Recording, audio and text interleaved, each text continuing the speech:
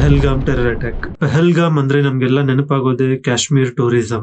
ಪಹಲ್ಗಾಮ್ ಅಲ್ಲಿರೋ ಬೈಸರನ್ ಅನ್ನೋ ವ್ಯಾಲಿನ mini Switzerland ಅಂತಾನೂ ಕರೀತಾರೆ. ಪ್ರತಿ ವರ್ಷನೂ ಥೌಸಂಡ್ಸ್ ಆಫ್ ಟೂರಿಸ್ಟ್ ಅಲ್ಲಿಗೆ ವಿಸಿಟ್ ಮಾಡ್ತಾರೆ.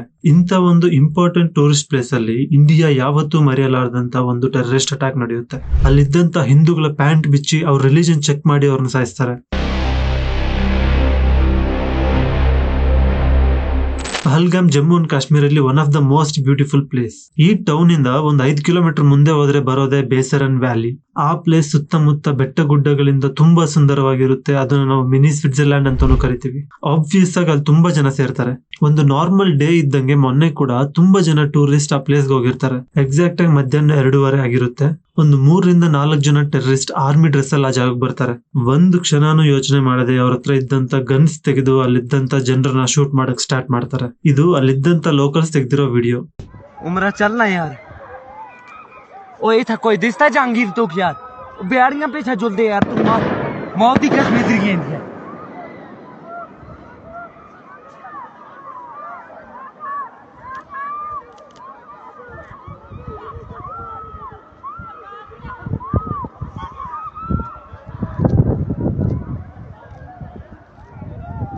उमर उमर ओ ता जुलदे यार.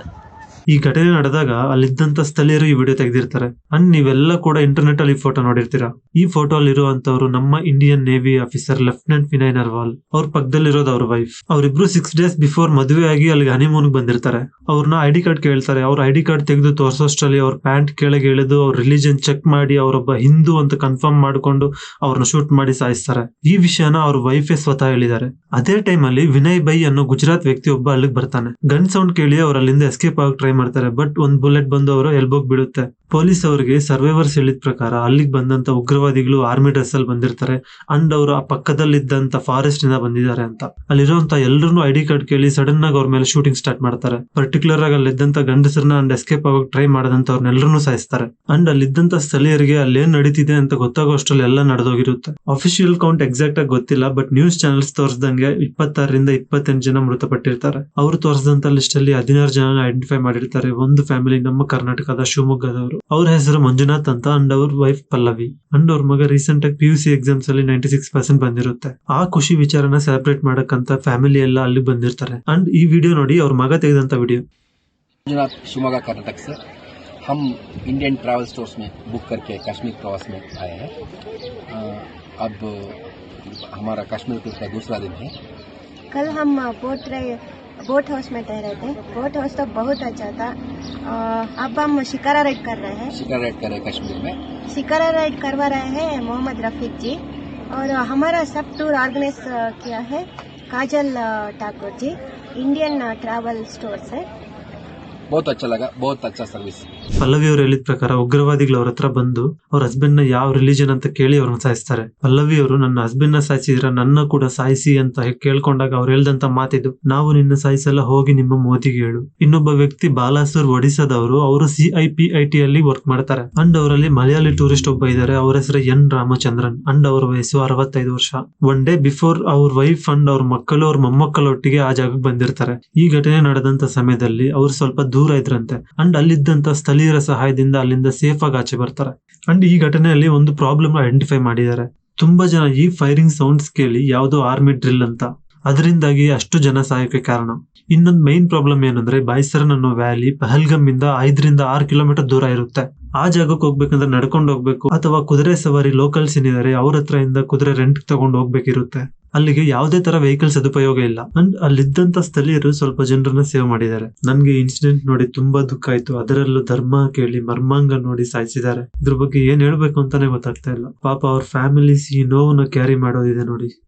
ಅಂಡ್ ನಾನ್ ನೋಡಿದಂತ ಒಂದು ವಿಡಿಯೋ, ಅಲ್ಲಿದ್ದಂತ ಆರ್ಮಿ ಮ್ಯಾನ್ ನೋಡಿ ಭಯ ಪಡ್ತಾ ಇದಾರೆ. ಅಲ್ಲಿದ್ದಂತ ಒಬ್ಬ ತಾಯಿ ನನ್ನ ಮಗುನ ಬಿಟ್ಟು ಬಿಡಿ ಅಂತ ಆರ್ಮಿ ಮ್ಯಾನ್ ಹತ್ರ ಕೇಳ್ಕೊತಾರೆ. अरे हम लोग फौज है. हम लोग बैठो हम लोग फौज है.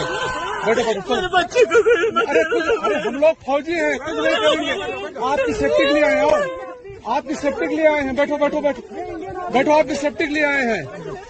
हम इंडियन आर्मी हैं. बैठो. ये इंडियन आर्मी. आप लोग कहाँ से आए हो? कहाँ से आए आप लोग?